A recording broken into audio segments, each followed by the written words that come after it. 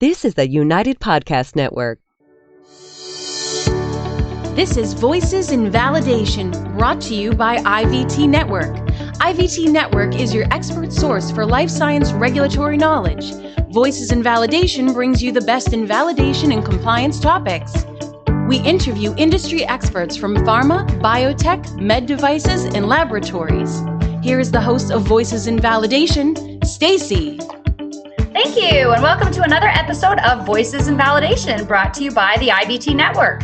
Each week, we bring you timely interviews with industry experts from pharma, biotech, medical devices, and life science manufacturing, with discussions focused on trending topics, frequently asked questions, and industry best practices. This week, I am pleased to welcome Raimondo. She's the Executive Director, Global IT Systems Assurance and Compliance at Abbvie, formerly Allergan. And we're going to talk about workplace diversity and gender parity in life sciences, so a lively discussion. Welcome, Raechelle. Hello, everyone. Great to have you here today. Thanks. So, Raechelle, we wanted to chat about this topic because diversity in the workplace is important to the success of every organization, whether inside the life sciences industries or out. And not only does it promote increased productivity and efficiency, but it also creates a culture that employees are happy to be part of. When you create an atmosphere, in my experience, in which employees feel respected and included, that naturally results in higher levels of engagement and loyalty. So my first question for you is, in looking back on your decades-long career in the life science industry, especially in the IT portion of it, how do you think diversity and inclusion efforts have changed over time? And the second part of that question, do you feel those differences or these differences in company makeup are equal across levels from entry to senior level roles? Thanks, Stacey. It's a great question to start with. Over the course of my career in life sciences in general, and especially in IT, it hasn't been until recently where I really have seen that focus in regards to diversity and inclusion. And it's really for many obvious reasons. And I feel it's important that tackling the issue of diversity alone doesn't guarantee an inclusive culture. Diversity is really about, when you hire, where inclusiveness is all about a work environment where people feel that their opinion matters, that a culture where someone cares about me. People are looking for that inclusiveness and that they feel that there's a purpose. So I really think that I think is important, the diversity and inclusion, and in my opinion, what the differences are. So in terms of employee satisfaction and just really attracting good personnel. Correct. Attracting good personnel and cultivating an environment where people feel like they care and what they do matter. That's what the inclusion part to me is all about, respecting each other. And it's only successful when it's really a business strategic initiative in my opinion. It's not a one-time effort. This is something that has to be ongoing. Sure. And that makes total sense. And I feel like we're making some strides as an industry with female representation in the C-suite, growing by 21% this past year. But there still seems to be a hurdle for women being promoted. And in looking at roles across the organization, the number of women decreases at every subsequent level of responsibility. So in other words, the higher the management role, the less number of females we see in those positions, according to some statistics that I was looking at. What has your experience been here? I agree with those statistics. I mean, we're absolutely making strides, but there are still hurdles to overcome. And the good news is that what I am noticing is that I am not the sole female in the room at meetings anymore. Sometimes there actually are more women than men. So that's actually a good thing. I'm starting to see that. But in being in IT for 20 plus years, which I still can't believe I've been in IT for 20 plus years, I don't feel that, is that, the majority of the time I was that token female. And, I am seeing that shift. But I will say that in general, I think women are entering the technology field, which is good. Again, I'm really talking about women in IT right now in life sciences. Right. And I'm seeing women being promoted into management positions, and that includes director. I do think where the hurdle is more at that real executive level, and that's really more the VP and above. Yeah, I would agree. And it seems that, most of the current statistics are pointing to that fact. But, we have to start somewhere. And to your point, it needs to be a strategic effort, right, of the organization. And building a successful and diverse organization requires, the folks at the very top of the organization to buy in, and all team members are, in their perspective, and they model this for everybody else, that all team members are valued the same, but allowed to be different, right? Because each of us brings something unique to the table.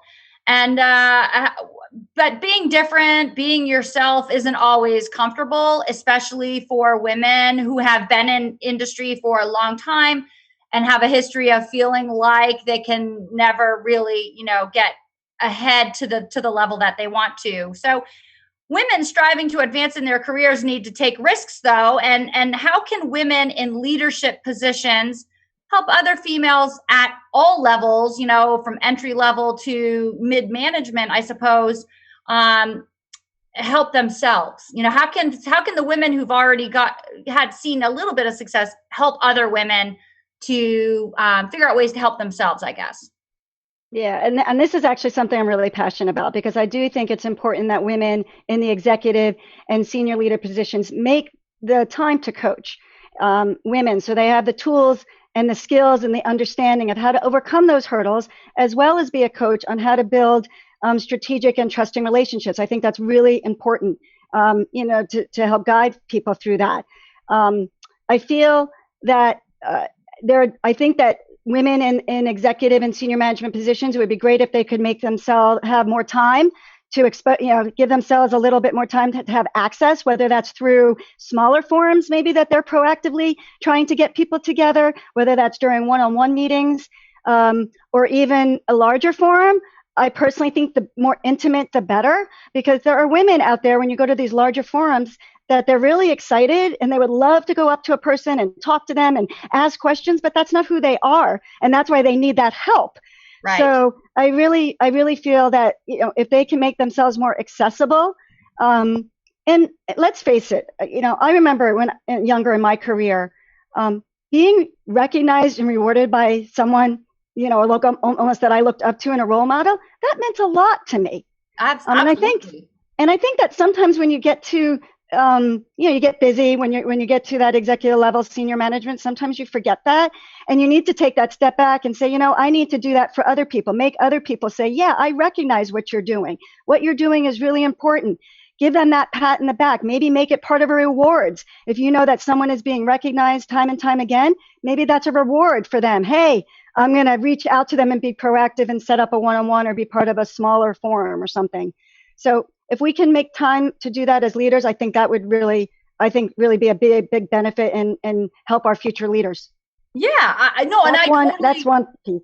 I totally agree with that. And just in follow up, so do you think that leaders then, especially female leaders, but it might, this applies across any of the diversity, could be men too. Right? Any types of diversity. So leaders, whether female or minority, if they've made it to the top, and now they're looking back and they've got subordinates or folks just coming into the industry, do you feel like then they have a responsibility within the life science industry to address diversity issues at work, further? And I mean, those are possibly skills that we can obviously make use of in corporate culture, but at home and in our everyday lives. Yeah. No, I do. I think leaders need to start that conversation. I actually think it is our responsibility.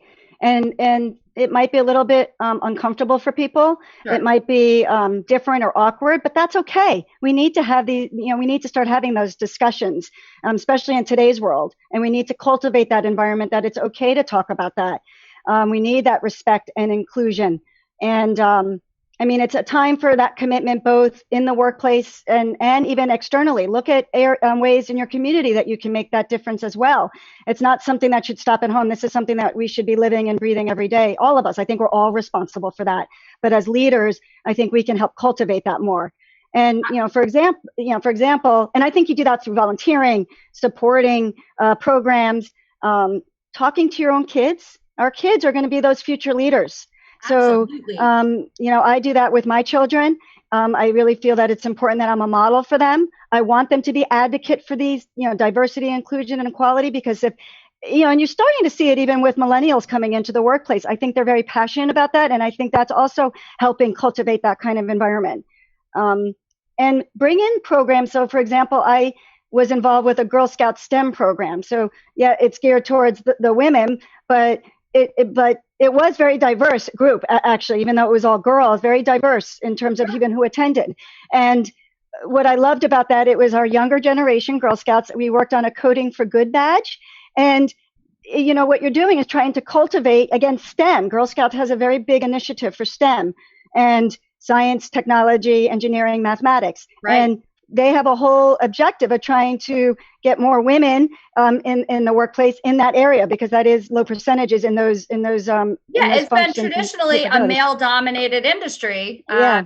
And little girls for decades have been unknowingly taught that they can't be good at math or they can't be good at science. And I think it's just been the last, maybe 20 years that the efforts have shifted to try to include them in that programming, in that type of education more often. So. And let me tell you, it was so great to see the light bulbs went off. What they were able, with the Coding for Good, they were able to get the logic so quickly. I was really impressed. I'm like, wow, I can't wait till they enter the technology field. It just came so natural for them. So it's just also so rewarding, Absolutely. Just feeling that you're making that difference. And sounds like it. Yeah. Yeah. And speaking of the shift that you talked about, I do see people are openly discussing that at all levels, which I do think is resulting in actions being taken. So thinking of ways where team building appeals to everyone. Yes. It's not just always golf. I know a lot of people do golf, but we got to think of other ways that people feel that they can be included and socialize. And I feel people are talking about that more. Fairness is just non-negotiable, and you're starting to see those. I think we've always seen those policies, but I think you're just seeing it more and more in the reinforcement about non-bias. There's no tolerance for bias and discrimination. So I think you're seeing that shift more and more in a real dedication and focus on closing pay gaps. Right. Excuse me. Ensuring everyone is paid fairly. You're hearing leaders talk about that, and I'm actually seeing the analysis being done. So that's for all race, diversity, again, and I agree. And I think that the discussions need to happen first, certainly. We'll watch over the next few years to see if policies and protocols, and processes actually change to support these discussions. And that's the next step, exactly where I think we'll be heading. So, diversity, we've been talking about it, whether it's gender parity or other types of diversity within an organization. It's not, as you mentioned, it's not something that's simply good to do, right? It's critical to the success of an organization. Right. Because fundamentally, we learn from each other and the experiences others bring to the table. And so if we're sitting at a table with people of all similar backgrounds and similar beliefs, the amount of learning is obviously going to be less for us as a group. So as an industry, do you think we have fully embraced this belief then that it's necessary for us to have a diverse group at the table? Yes, absolutely. I do feel very positive about this, and that we have embraced this as an industry. I think people recognize that what this does, what diversity brings to the table and inclusion to the business, is attracting and retaining passionate and dedicated individuals who, with different perspectives, different experiences, different backgrounds. And when people like that come together to solve problems and they collaborate, really the ideas are sparking and the insights and ideas thrive. It's just really exciting. And you learn. So I do feel that I do feel that we have, I do see that we've been embracing that as an industry. I'm really glad to hear that, because I know from in my experience as well, not in the life science industries, that, it's like I have always felt you only know what you know. And unless you are able to be in a room and collaborate and get creative with individuals who know things different, from what you know, from your knowledge base, then you get stifled. You can't really ever, move on to that next thought or idea, because it's just the seed hasn't been planted. So I love that you think that this is definitely happening in the life science industry, in the IT space. Yeah, no, definitely seeing it. Yeah. So recognizing that varying factors should be considered then in creating a diverse workplace, with diversity being comprised of, a couple different components, right? You've got the inherent features of diversity, such as age, race, gender, but you also have the acquired characteristics that people bring, things like experience and education and leadership capabilities. So in your opinion, how can we leverage the best qualities in our talent pool for the benefit of the individuals that we're hiring, the organization, and then ultimately the industry? I feel this is where, and you can hear me, right? Because there's a little bit of a delay I'm seeing. Absolutely. So can you, okay, because there was a little bit of a freeze. So I just wanted to make sure. This is where, to me, having a talent philosophy is really key. And it's critical. And that talent philosophy is really all about the company's belief about the most effective way to manage talent to achieve the business strategy. So what does that mean? Is that companies are driving an explicit philosophy experience will have increased employee engagement. They'll reduce employee turnover and also reduce the capability gaps. Sure. So it creates an employee value proposition where at the same time that the employee is growing, they're growing those capabilities, they're also meeting the business strategy and business objectives.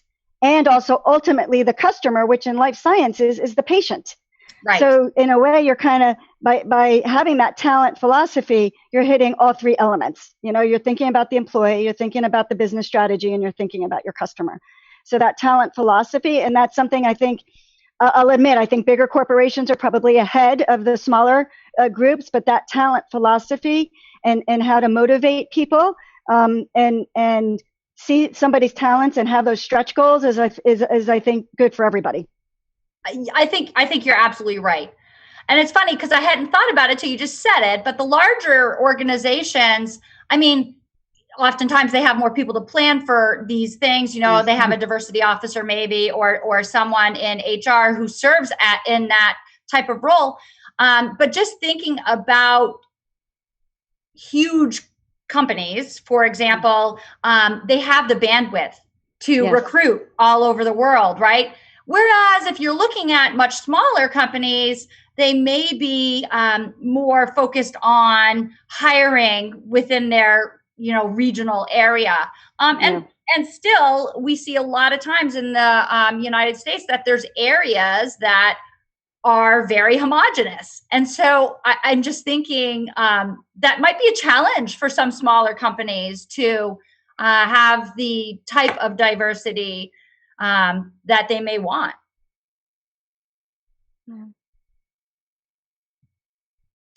Anyway, Raechelle, I think I'm very excited by what you are experiencing these days in your industry. Me too. And we talked. Well, you mentioned that you feel like people who've made it to leadership roles have somewhat of a responsibility to give back and to help others coming in behind them. And I would totally agree with that.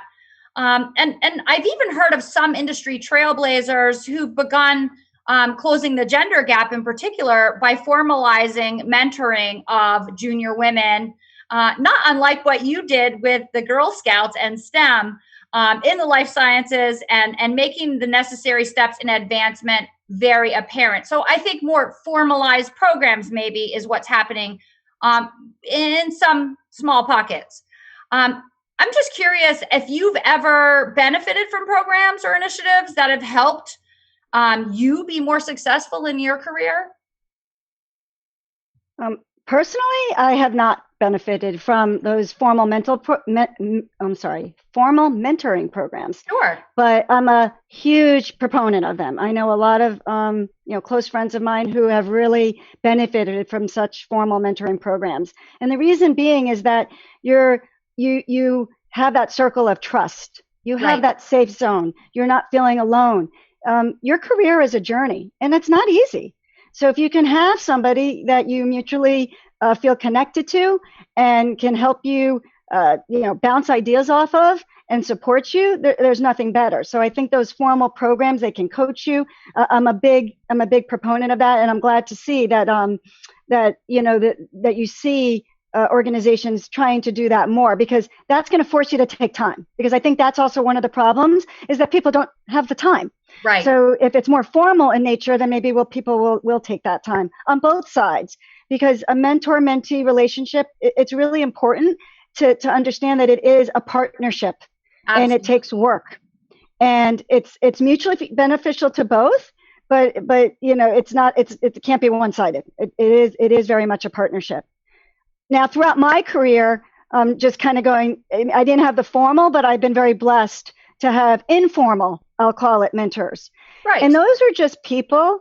And I think everybody should look for that, because not every company has, like you were saying, the resources for those formal mentoring programs. Right. And we look for those people that you might just connect with, like right away. There was just something, and I've been fortunate to have that. And those are people that, they were my safe zone. I could talk to them. I could vent a little bit. We all need that. Absolutely. We're all human. Share those ideas. Hey, I'm thinking about doing this. What do you think? Helping them, they helped me get prepared for certain things that I never maybe would have thought of. And those relationships, I have to be honest, is part of who I am today. It's why I'm more confident in what I do. And I do have, I'm an informal mentor to others. And I also want to take time, and I plan on being a formal mentor if I can within the new Abbvie that I am. I try to take opportunities there. And then I'm also part of the HBA, the Healthcare Business Women's Association. That's something I've just been recently been a part of. Wow. And I want to see if I can get involved with that formal mentorship program as well. So again, trying to give back. But I urge those people who are looking as mentees, look for those programs. Try to sign up for those make time for that, because I have to tell you, I've been part of that Healthcare Business Women's Association. Such great people, remarkable, so inclusive. You feel like you're part of a family. You feel like you can just reach out and what I'm thinking, something they just experienced that. I'm not alone. It's just a great environment.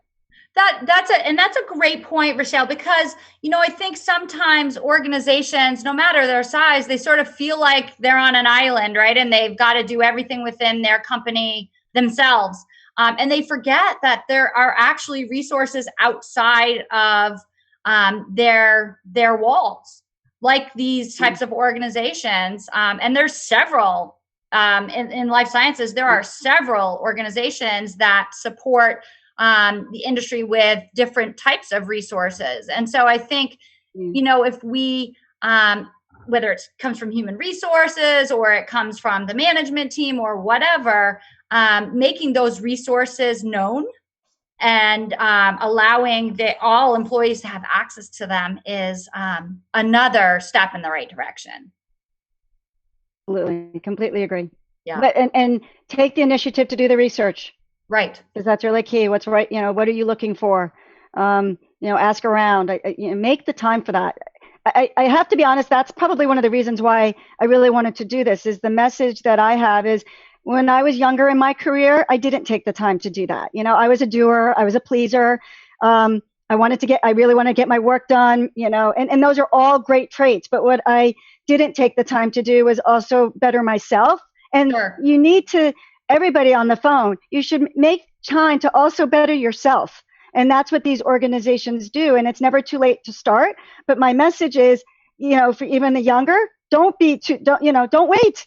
Because I have to say, it has re-energized me. And I wish I did it, maybe 15 years ago. but that's okay. It's not too late, but I guess I wanted to get that message out there. Start now if you can. Make the time. That's a great point, Raechelle. And we've talked about a lot of great points today, and I appreciate your time. I love this. I love this stuff. Yeah, I know. You know what? It's a topic that people can get and do get passionate about, for sure. And, before we wrap up, Raechelle, today, for the benefit of our listeners, I wanted to just get any other closing thoughts or ideas that you might have on this topic. Yeah, I have a few items just to kind of share with everybody to give thought, but I want to close that a lot of people ask, how do I know when I'm ready to advance or ready to move on? And I just want to say sometimes it's going to fall on your lap, right? But sometimes you just have to go for it and take that risk. Right? It can be scary. It's scary. Yeah. It is. It's scary, but and I know I will say in particular for women, sometimes that doesn't come easy because we worry. Right. We want to make sure that we have every single capability to be able, but take a step back and take that risk. It's okay. But you have to choose what's right for you. But in general, have confidence in what you do. Hard work and persistence will always, put you ahead. You can do anything that you set your mind to. And what's most important is work with people you trust and respect. Have fun.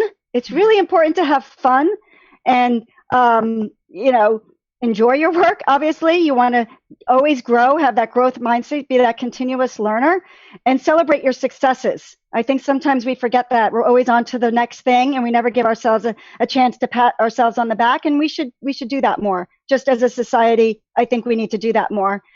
And then in terms of... Yeah, sorry. Go ahead.